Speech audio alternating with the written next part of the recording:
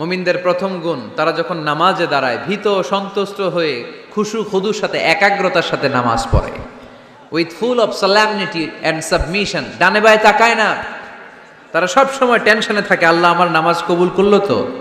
আর তারা ভাবে হতে পারে এটাই আমার জীবনের শেষ নামাজ, it could be my final Salah, perform the Salah as if this is your last and final prayer.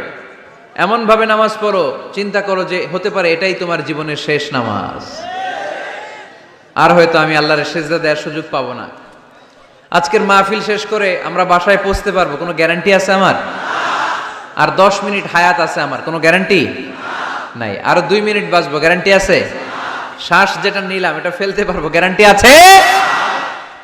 তো মুসল্লায় যে দাঁড়াইলেন, নামাজ যে পড়লেন, এরপরে আরেকবার নামাজের সুযোগ পাবেন, গ্যারান্টি আছে? তো তাহলে প্রত্যেক নামাজের সময় মুসল্লায় দাঁড়িয়ে আমরা এটা ভাবি না কেন যে এটাই হতে পারে আমার শেষ নামাজ?